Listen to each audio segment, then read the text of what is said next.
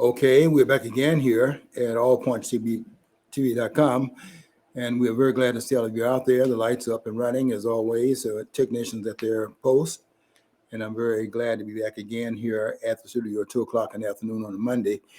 We will be here for the next hour. Hope you stay around for that time, and we're going to say a few things here that will continue our conversation from the last couple of weeks, and we will try to say some things here that nobody else is saying. And I do invite them to come in and join the conversation. I'd love to have them to come in and give their claims, and then based upon something that we have not yet looked at. We can always learn. We don't claim to, we do claim some things, but we don't claim to be the only one out here with a knowledge base. And I look forward to learning from some of the scholars making their claims. I do not agree with a lot of what they're saying. And if they can come on board and show us where we are in error, I would be willing to take the notes and to make the changes that be necessary therein. But I don't see, I have to tell you, I don't see that happen. I don't see that happening, quite frankly. And, I can be proven wrong, but I don't think so. And if they can make their claim based upon the document, I'm willing to look at it again. But I'm trained in this area, and I don't think I'm going to get a lot of instruction away from what I'm saying here. I'm going to say a couple of things in addition to what I've already said. Some of the points I've laid down that nobody else has laid down in the history of this country is that, and I'm still talking about the impeachment process because I'm surprised, quite frankly, at some of the people that are saying the things about the process that they're saying. I can't believe, for example, that Lawrence Tribe would say that,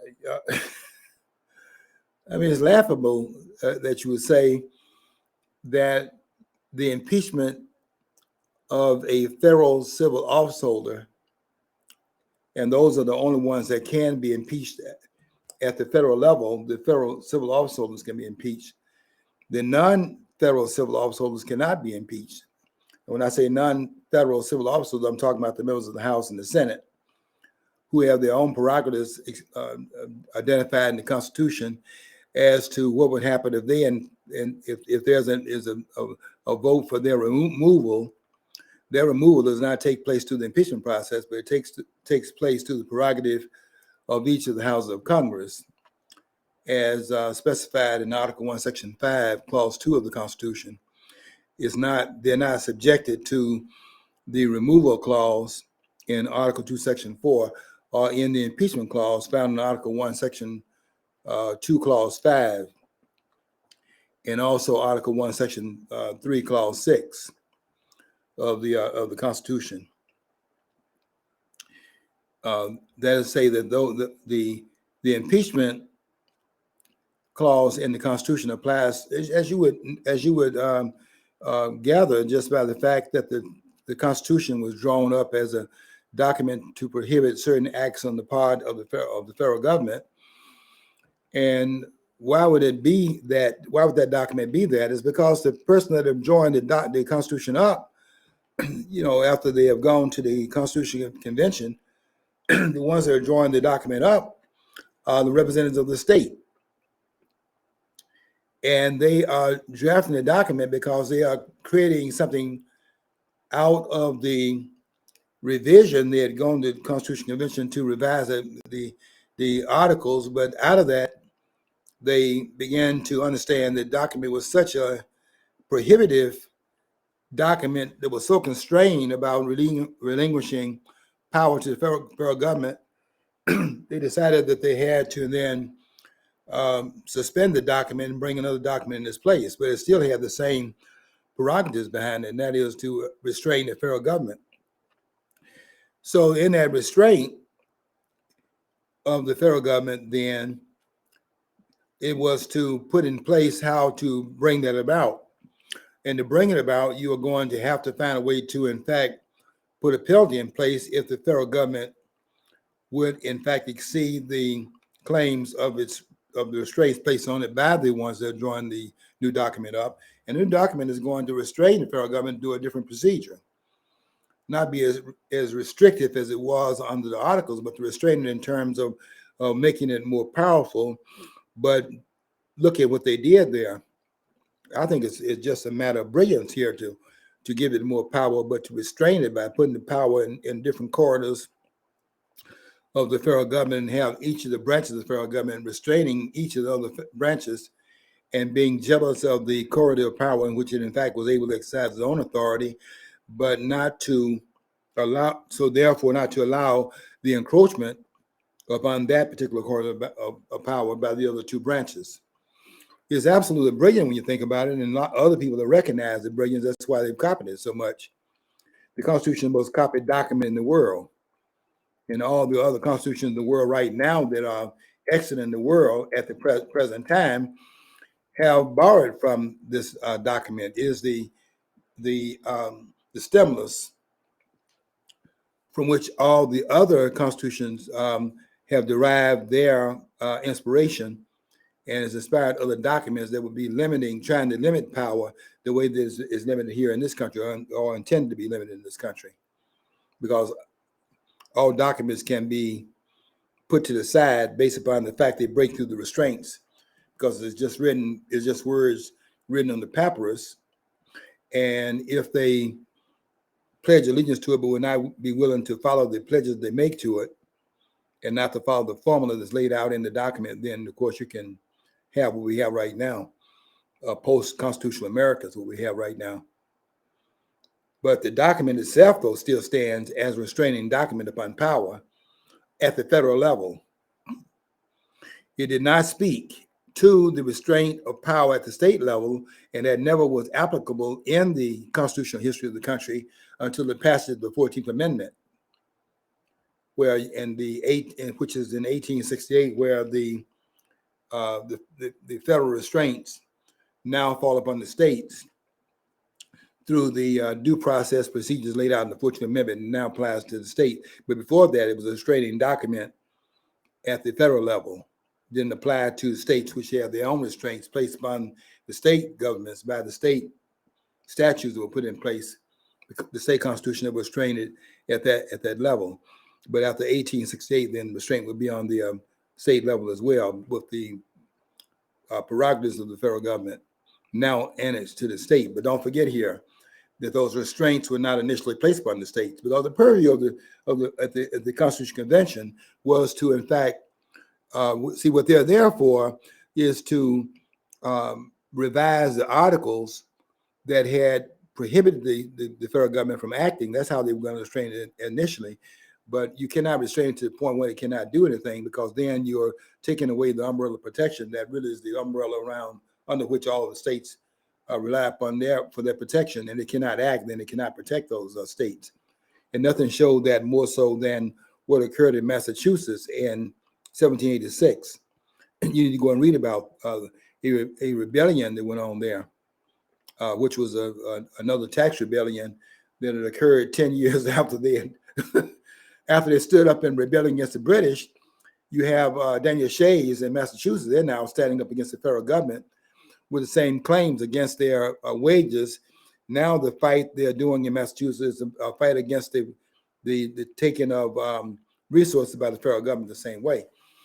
And they're now putting a claim against the federal government acting in a way in which they had fought the Revolutionary War 10 years earlier to stop that from occurring there.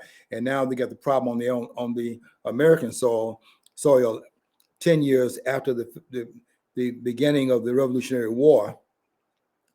And really 5 years after the invoking of the Articles of Confederation that was set up in place in this country in 1781.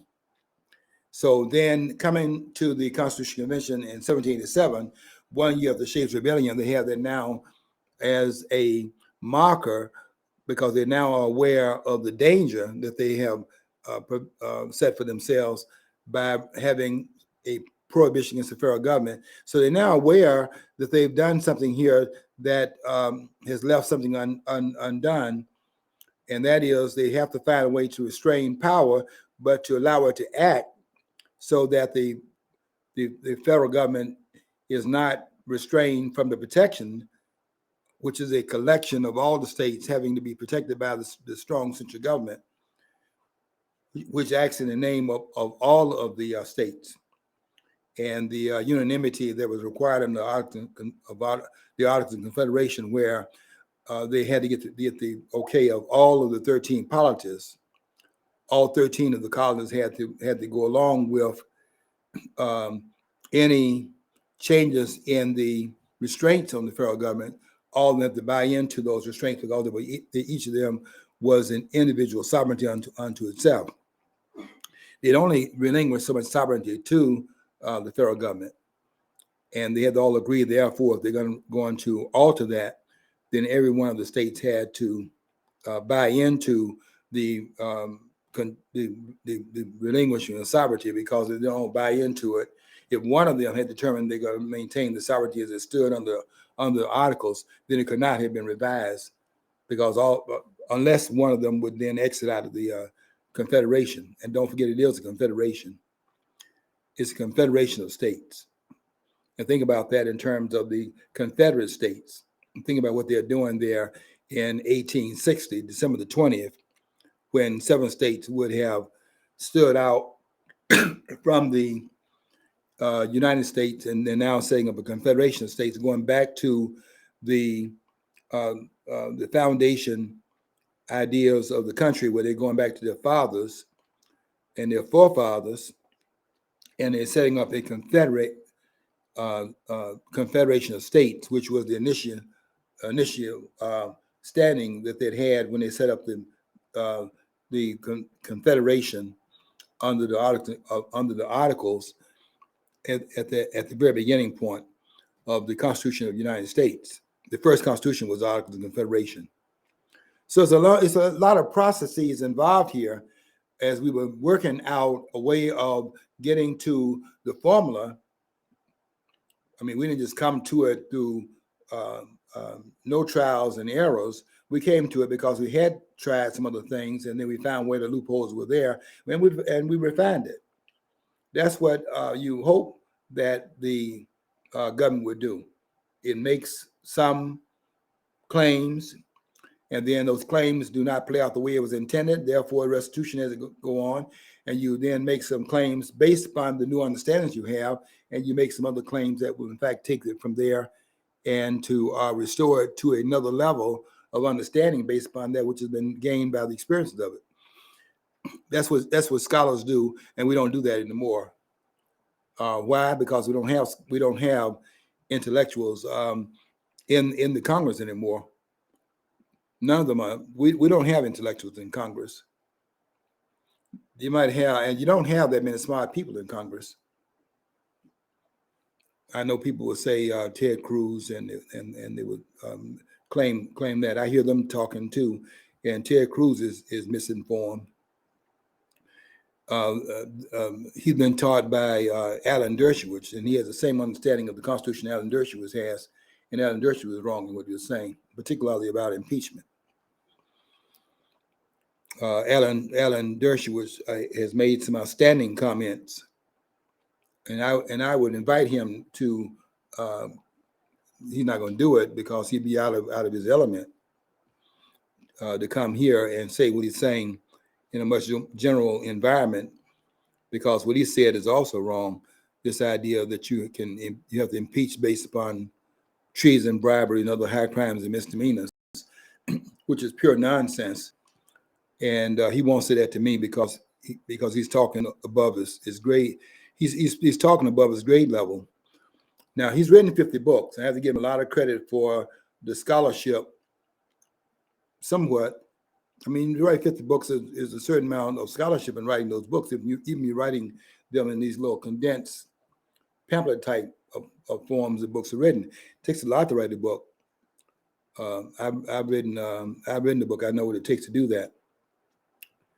But I have to now do some. I have to understand now what I didn't understand when I finished my first book in '72, way back when, and I didn't understand some things that you have to write it so that it can get published.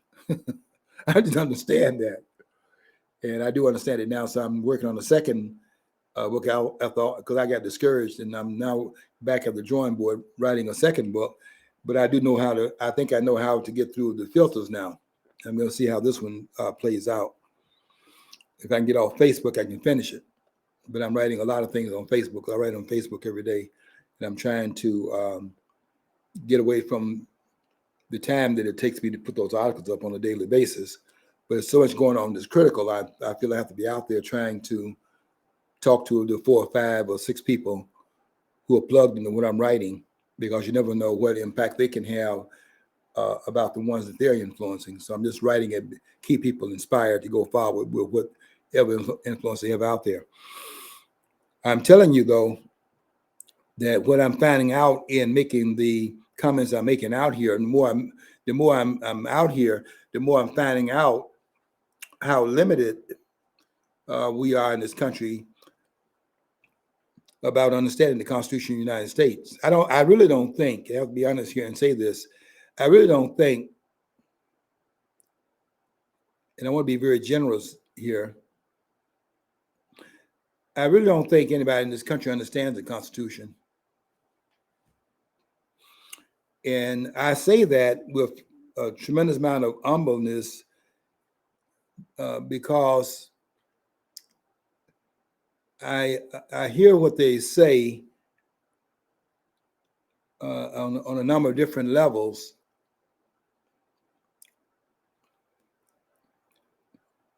And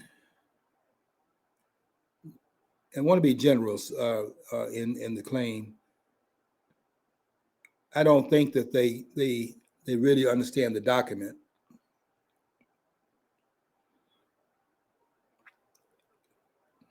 And that includes Mark Levine.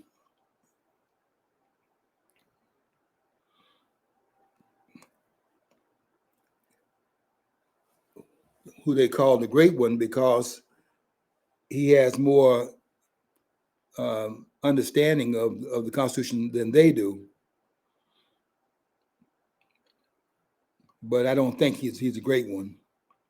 I don't think any there are any experts in the country, quite frankly. I don't really think I don't think in terms of experts. You know, this idea that you're an expert. Look what happened to Fauci. He was considered to be an expert. Where is he now? You know, there are no experts. You have to be humble when you come into this area, and really you have to be very humble when you come into the scholarly domain, based upon what was said.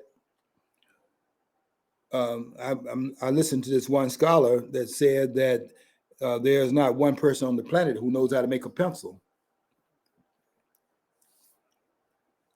and that's very humbling. Not one person on the planet knows how to make a pencil. And when you think about that, that brings you way down to a level of humbleness. And you have to recognize, even if you are very learned in a certain area, and I'm very learned in this area,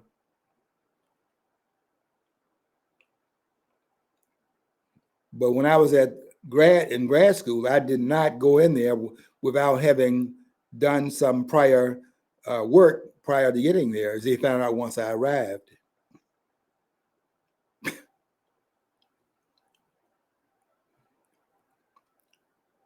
And I sat out here with making these claims, and I really invite the challengers to it. I said I'm the only one who understands the impeachment process in this country, and that may sound braggadocious, but I don't see them coming in to challenge it. And I'm challenging Lawrence Tribe, who said that said this nonsense that impeachment has not occurred until the impeachment is referred to the Senate for trial. That right there, no scholar would say that, by the way, that understands the Constitution. No person understands the Constitution would say that the impeachment has not occurred until it's referred to the Senate for trial. The trial is a different matter. Anybody that is so profane Anybody that says that does not understand the Constitution, because the impeachment clause is found in Article 1, Section 2, which sets up the House of Representatives. The idea of where the trial takes place is not in Article 1, Section 2, is in Article 1, Section 3. Any lightweight would know that. The processes are different. They're situated in the Constitution of the United States.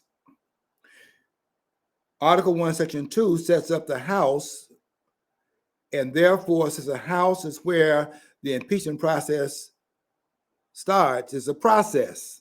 I said it's a process here. The impeachment process. Now, what does that mean if it's an impeachment process? It means the process starts somewhere. And it starts out with the accusation, but that's in the House of Representatives where the process starts out. It does not necessarily have to go away from there as a process. It can end there as a process. There's nothing in the Constitution, Lawrence tried, that even says it has to go to the Senate for trial, although all the people that have ever used the process have carried the trial. And why have they done that? Throughout the history of the impeachment process, why have they carried it? Because none of them have understood the Constitution. None of them. And they certainly didn't understand it when they took William Blunt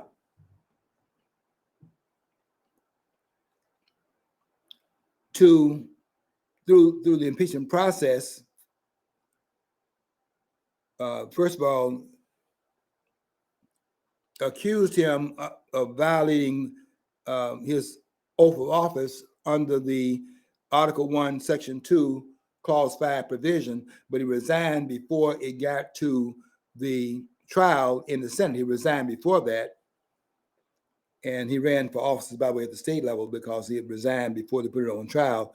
And even if they had carried through the impeachment process and had convicted him of that, they would have had to still then have a follow-up vote to keep him from running for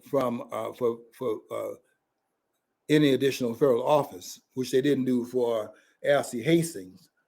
When they impeached him as a judge, federal judge, impeached him and then removed him from the judgeship, you saw what he did later on, come back, and he ran to go and join the vultures that in fact had thrown him out of office as a federal judge. He came back and ran in Florida as a representative because he did not come back to exercise the claims made in Article 1, Section 3, Clause 7 of the Constitution. You see, you have to have a 2/3 vote in order to bring about conviction on the impeachment charge, but you must in fact make the charge based upon that which that you can make a claim against them holding office at that time. Article 2, Section 4, that sets up the claim about impeachment, and if you remove them based upon the claims in Article 2, Section 4, then you can impeach them and remove them from office. But you can impeach and not remove them from office based upon what their claims are against their claims. I'll make that point when I prove that when I show you what happened in 1868.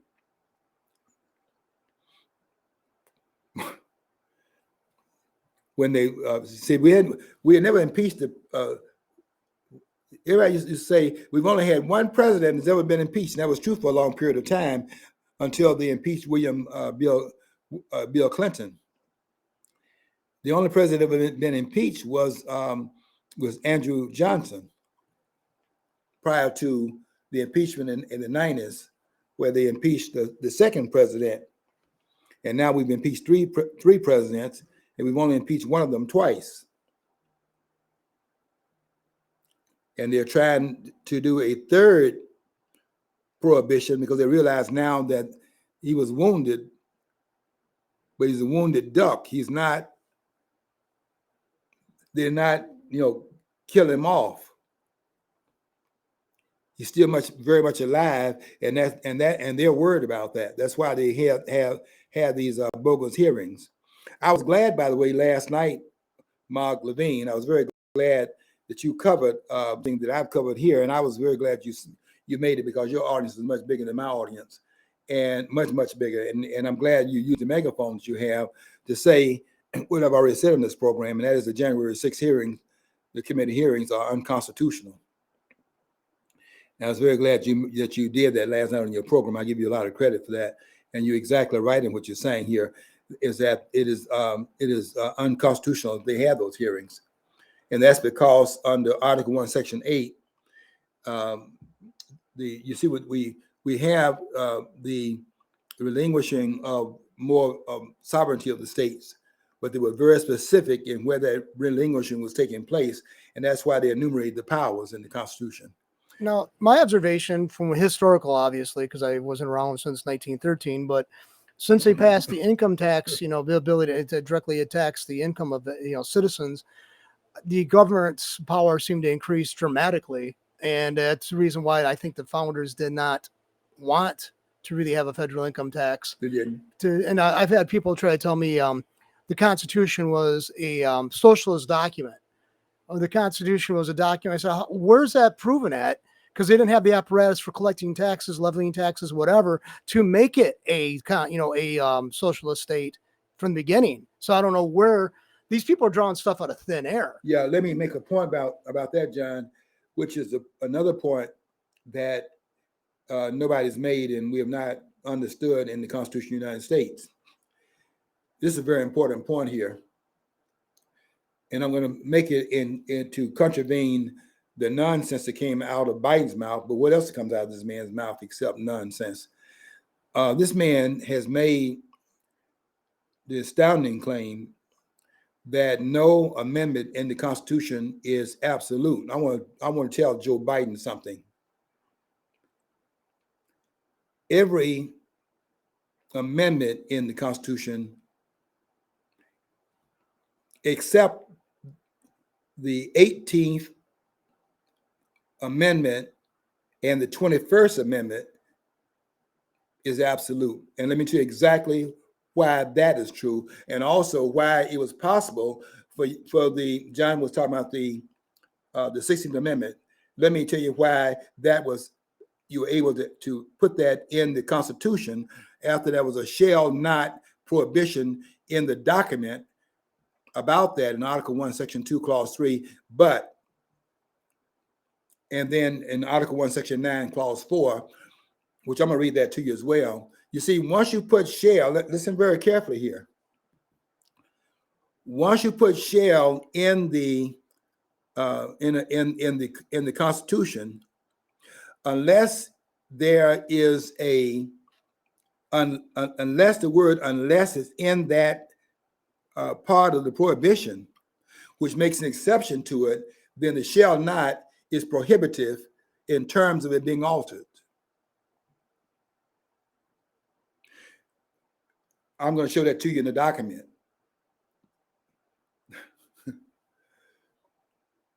Because I was teaching that class I was in, quite frankly. Let me read something to you here, because something you already know. Let me play off of something you know. Let me go. First of all, let me go to John's point, and then I'll say something about the 18th Amendment, which is the prohibition amendment. I'll tell you why that could be changed. I'm gonna read that language to you, show you why that could be changed and be repealed by the 21st Amendment. But let me go back to John's point, and I'm gonna read to you Article 1, Section 9, Clause 4. Let me read this to you. And you're gonna see the word in the Article 1, Section 9, Clause 4. You're gonna see the word unless in there. I gotta find it first. Because I hadn't planned to talk about that, but I can talk about it, and we'll go to Article 1, Section 9. Let me read this to you right here. And we'll see what it says there. Okay, here it is. Article 1, Section 9. Let me read this to you, because if it didn't have that word unless in there, it makes some restitution for the claim being absolute. Biden said that no amendment is absolute. The absolute aspect to the document, because the framers did not want to give any wiggle room to government. They understood what government was about. They had studied it throughout history. These were learned people in that room. I forget how many. I'll come in next week and show you how many of them had college degrees. And at that time, a college degree meant a lot more than it means right now. You can have a college degree right now and be as empty-headed as AOC is. You cannot apply meaning to degrees today, because too many of them have degrees because they're affirmative action degrees. Let me read this right here to you. This is Article 1, Section 9, Clause 4. It says, no capitation or other direct tax. Income tax is direct tax. It's directly placing your income. Listen very carefully what it says here in Article 1, Section 9. No capitation or other direct tax shall be laid unless in proportion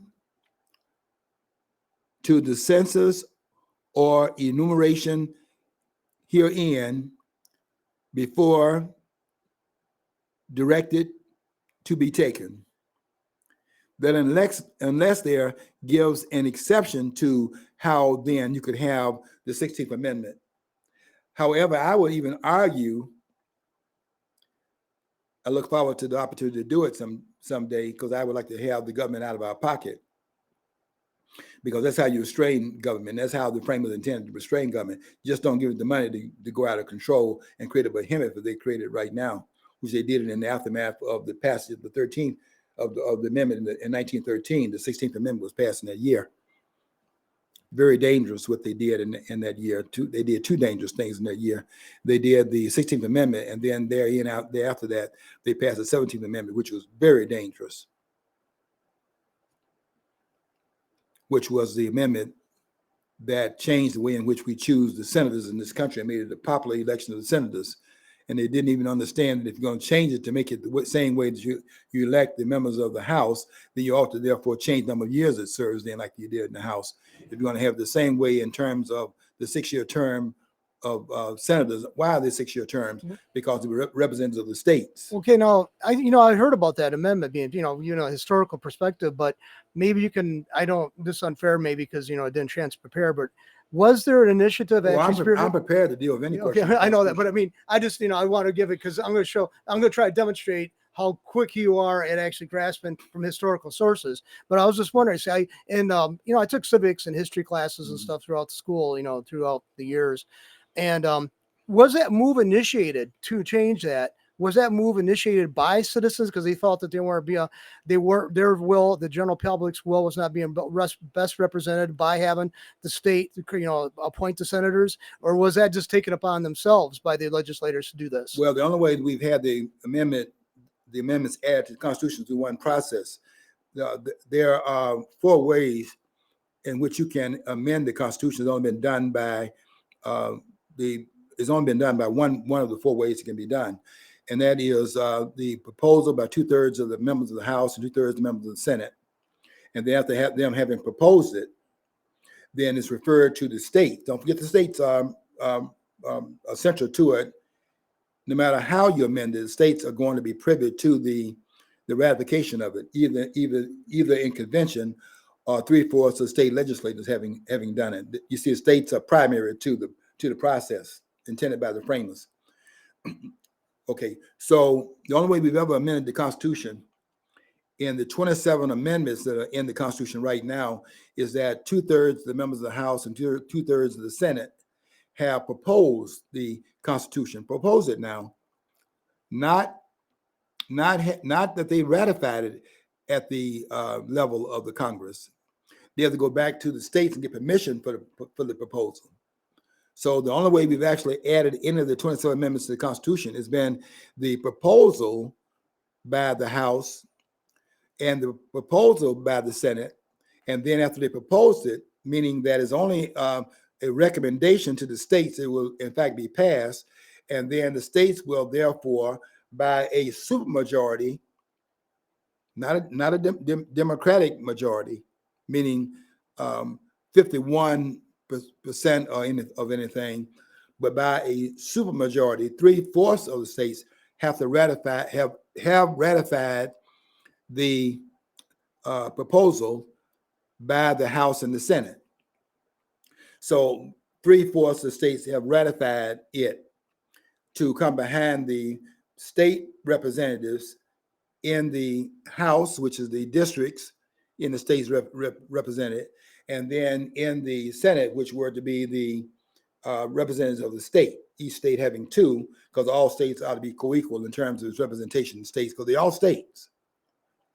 So they ought to be recommended that they're to be represented as equal partners in the brotherhood of the states. That's how what was played out there. One based on population, one based upon the equality of the states was the idea of the framers. Brilliant design that they created in that room. When they came out of that room, they had that design in mind. You cannot, what's that song by Hammer? You can't touch this, or you shouldn't be touching it, because there's nobody on the level of the ones in that room. And we have not had any scholars on the same level of those in that room at any university in the history of the world, anywhere since. You know what's really strange is people think that because we've so much progressed this far ahead technologically, that these people who are our founders would be totally considered like oddballs or like out of their element in the today's world.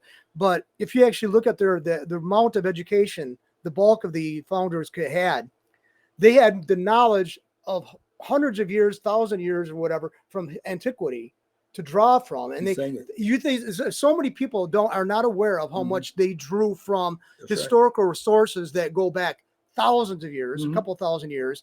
And they basically knew better human nature. That's where the liberal doesn't believe in a human nature. They think that it's all malleable, and whereas a conservative or a person who has a tendency to see that there are certain themes and certain potentials and tendencies that you can examine throughout history to try to eliminate the problems of his, they're going further ahead and to eliminate them and actually put blockers in them. And that's what the founders did. I remember Bobby Kennedy, and he was quoted for this quote has always been attributed to him. He goes, "I see this and say, why not? I see the limitations." There's a reason why there was limitations.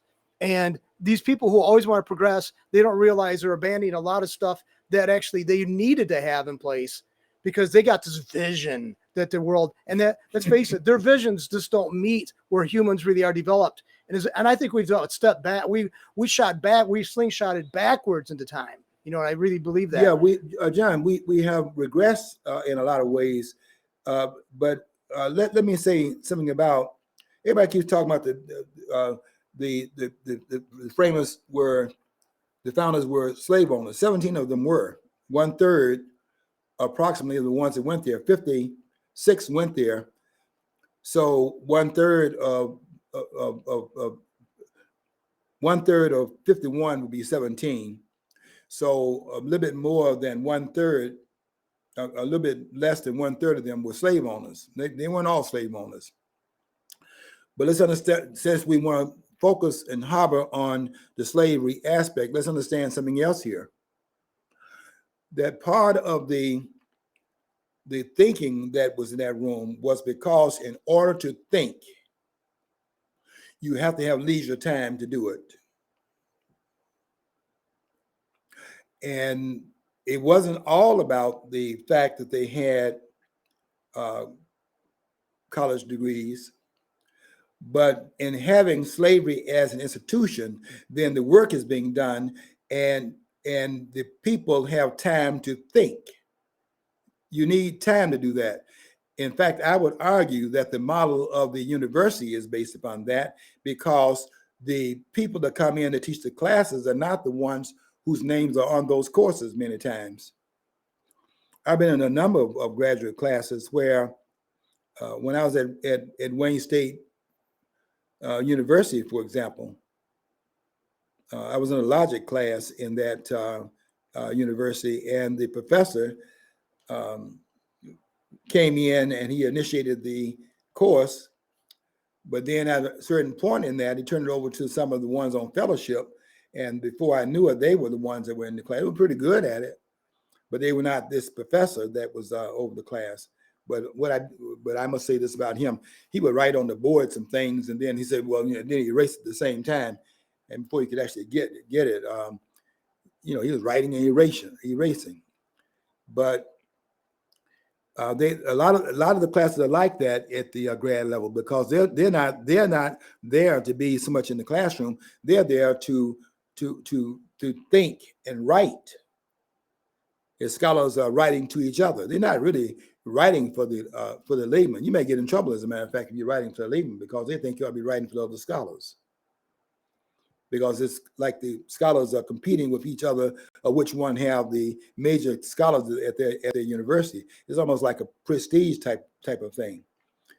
And so you have a lot of that going on in terms of you're there to write. The teaching is like a secondary aspect of why they're there.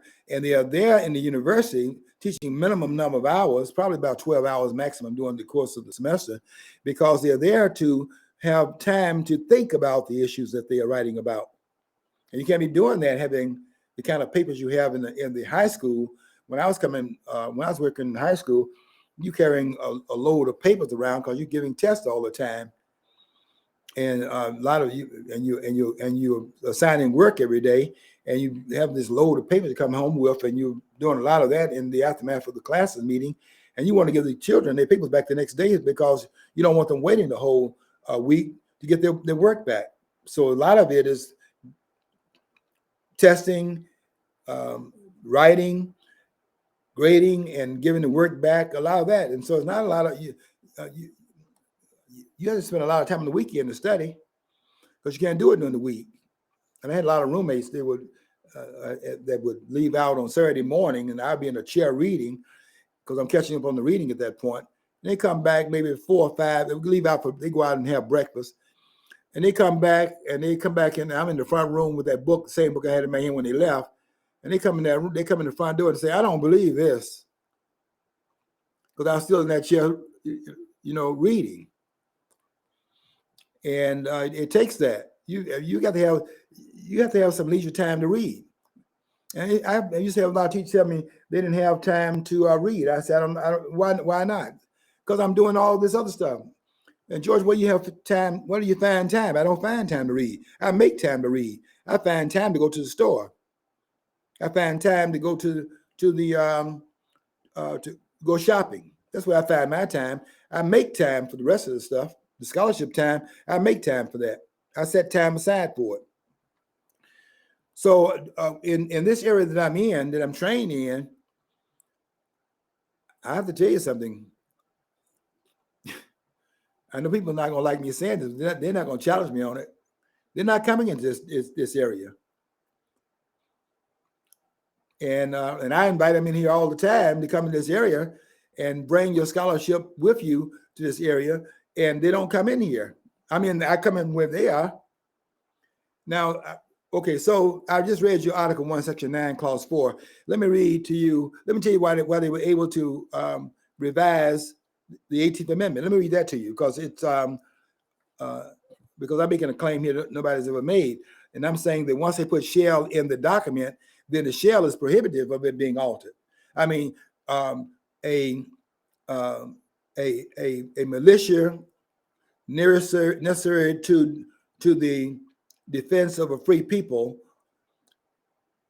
the right to keep and bear arms shall not be infringed, is a language in the Second Amendment. So let's see how then with the word let's see how then was it they were able to revise an article in the Constitution, amendment in the Constitution. The only one that's ever been amended is the amendment that was the Prohibition Amendment placed in there in 1919, the 18th Amendment placed in the Constitution at that time. But let me read to you what the 18th Amendment says. And here's the reading of the 18th Amendment. Let me find it, and I'll read it to you, and you'll see the word shall is absent from the amendment. Okay, here's the 18th Amendment.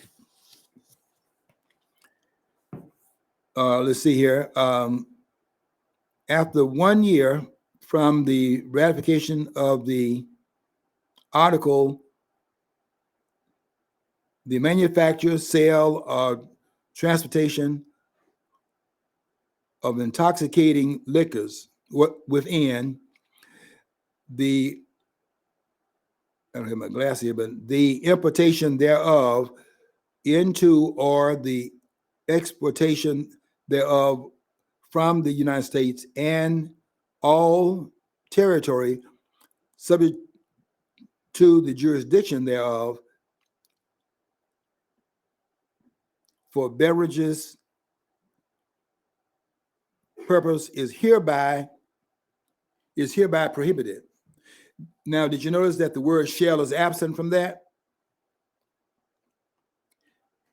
It does not say shall be prohibited. It says is hereby prohibited. Now, in the 21st Amendment, based upon that, is hereby prohibited. Did you get that? Now, let's go to the 21st Amendment, where there's some wiggle room in that one as well. Listen to this very carefully in the 21st Amendment. The 18th article, that is going back to the one where it prohibited intoxicate, the one is the Prohibition Amendment, is going back to that now with the 21st Amendment that was placed in the Constitution in 1933. It says here this is the language for that amendment. The 18th article of amendment to the Constitution of the United States, listen to this very carefully, is hereby repealed. Did you see the word shall there? No, here is hereby repealed. In the 18th Amendment, do you see the word shall there? No, it's hereby.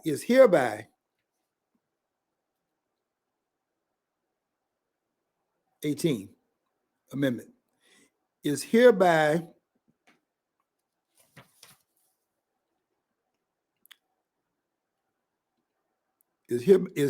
prohibited. If it is said shall be, then I'm going to tell you something here. Once the Constitution mentions the word shall not,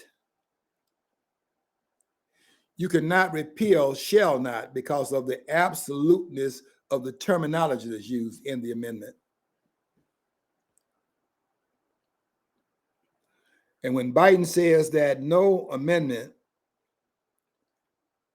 in the Constitution is absolute, I must tell you who you're listening to. You're listening to the words of a tyrant.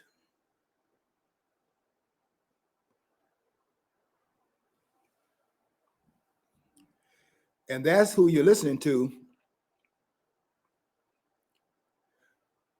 on the January 6th committee. All 9 of them are tyrants. Every last one of them. And if the voters don't do anything in the upcoming election, since all members of the House are in fact elected every 2 years, there's no exception to that. If you appoint a member of the House in the interim time in which the election has occurred, in the next election, they stand for re-election based upon the appointment. Every member of the House is in fact elected on a every 2 year basis. There are no exceptions. And 1/3 of the members of the Senate are elected every 2 years, so that within a 6 year period of time, every member of the Senate will go before the voters within a 6 year period of time, because in the 2 year interim period, in the off year election of the president, and every 2 years of that, 1/3 of them come before the voters for re-election. Every 2 years, 1/3 of the members of the Senate come before the voters for re-election. That means then, in a 6-year period of time, you have the possibility of overturning the entire Congress out within 6 years. But 6 years was set up under the fact that the members of the Senate were to be the representatives of the states. See, I think what I take on this is I care so much about these politicians being overworked. I just want them to give a chance to make sure that they're no longer, so they can go back to their families every couple of years, let a couple in for a while. They do well, then re-elect them for another term. Then let them go back home so they can enjoy the wealth they've absconded with. Because, I mean, like Mr. Kildee was so like traumatized by the events of January 6th. I mean, I think he should seek out therapy. I don't think he should be underneath the pressure of being in the office he's in. So I think he should seek out help. And and go get that help he needs. I mean, I'm a compassionate person. John, I think a lot of them are going out this time because I think that they've been exposed to the MAGA movement, and that's why they fear it so much. The MAGA movement has done a lot of things, opened a lot of can of worms, where people can see behind the veneer I was talking about this past weekend, to see what's behind a lot of the masks that they're wearing, and they've been trying to keep their head down, but they were exposed with the MAGA movement, because they had to come out of from behind out of the closet and defend their position, because the MAGA movement was challenging all of them because they had an outsider over the MAGA movement, someone that was not really privy to the claims of tenure. Donald Trump came out of nowhere, the first man that we've ever had elected to the presidency. They had no prior political experience and no prior military experience. This is a new thing that we had in the White House in 2017. We never had that before. We had a lot of military people in there with no political experience. A lot of them going back to George Washington. George Washington had not held any political office prior to the presidency, but he had served in the military, and it was because of military service he was able to be elevated over all the politicians up to the White House and became the first president of the United States. A number of them have done that. George Washington did it in 1788, being elected as the first president that year, and then began to serve as president in 1789, an odd year. After him, you have Andrew Jackson having done the same thing in 1828, when Jackson was denied the presidency in 1824. He had defeated John Quincy Adams, but because of the aristocracy of that, and the bloodline, by the way, which a lot of these people are connected to the bloodline in the aristocracy of this country, has not been looked at. But that you can go and check. There's a bloodline that is connecting a lot of them to each other as well. And John Quincy Adams was a son of John Adams, the second president of the United States. And he stands up and wins the election in 1824, although he did not win it through the popular vote. Jackson won through the popular vote. But they were able to finesse him out of the claim, because this frontiersman, who had become famous because of his, old hickory, as they called him, was very popular. And a lot of you go read the military history to see that, in terms of a lot of them coming in because of the military apparatus. Trump did something very different, never been done before, and they feared him because he did not have either one of those two claims. Look what the people did in that case. They put him in there anyway because they were really rejecting the politics as usual, and they put him in there to decry what was going on by those who were vested politicians. They had a vested interest in the political apparatus and the status quo, and they were trying to break out of that. They've always been trying to do that for a long time, and they were able to do it. And when this man came in, there was a fear factor that was attached to it because of his independence. By him being elected without having a pedigree in the political process, he was a danger to those already inside of the temple. And they wanted to do what? To get him out of there because of the danger he posed. And they're now trying to keep him from going back in there because they know that once he gets back in there, he'll be even more of a danger than he was when he was there the first time. Okay, let me say a couple of words here before I get off the air about some of the other aspects of impeachment. I want to say a couple of things about the impeachment of the first president that had been impeached in this country, and that was Andrew Johnson. A lot of what happened in Andrew Johnson administration is the same thing that was going on in the administration of Donald Trump. You had some key enemies working in. You had some people that was inside of the administration of Donald Trump. You recall where this guy that was the FBI director, James Comey. James Comey. Yeah. Thank you, James Comey. James Comey was saying, and he said this out loud in front of the whole country, because they don't fear any restitution for having said these things. They'll say it right in front of us and don't expect anything to be done about it, because they know they have the press. The press has their back, and the American people do not get excited about anything unless you put it on in the media. You drive it as a major problem over a period of time, as they did with Watergate. Watergate didn't bring Nixon down. What brought Nixon down was it was in the paper and in the news media for 2 years, and then that is how they got Nixon out of the White House, forcing his resignation. If it had not been for Watergate being placed on TV for that period of time, it would never happen. And I said that in Washington when I went there in the close-up program, and that is as true now as it was then.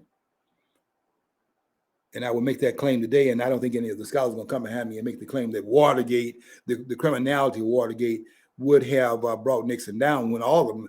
I mean, what are we saying about Washington right now? We're saying it's a swamp. So this idea that Nixon was acting untoward, all the presidents from Lincoln until the present time, or from Washington to the present time, because we've been doing this for a while in this country. That once the governing started, then the corruption starts when the governing starts. Because government, we're not talking about we're electing popes here to the government. Now, in 1868, we have a parallel in the presidency of Andrew Johnson and the presidency of Donald Trump. Not absolute parallel, but some things they have in common. Johnson, for example, had come to the president through the assassination of Abraham Lincoln. He's in the vice presidency because he is the only senator that remained in the Congress of a state that has seceded. Tennessee had seceded from the Union,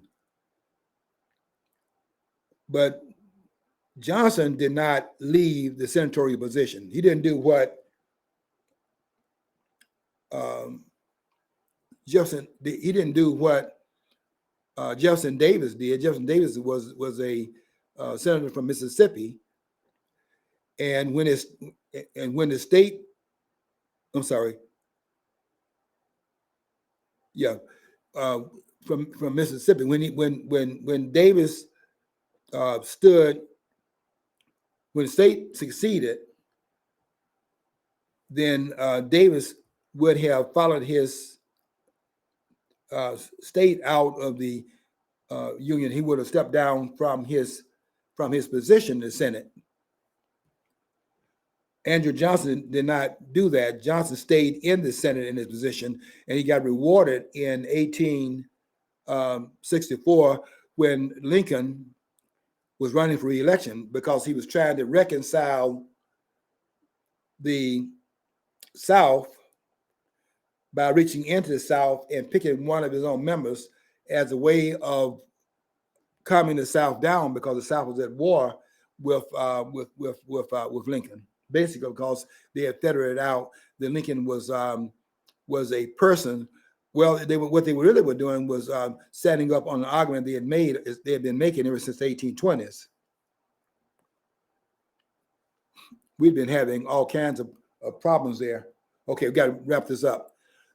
I'm going to pick up next week. I got to tell you about that impeachment that we had the first time we had a president impeached in this country, and we did not have another impeachment for a number of years until we had the impeachment of William Clinton in the 1990s. Now we get impeachment crazy with having impeached Donald Trump twice, and we'll get into that next week when we have more time.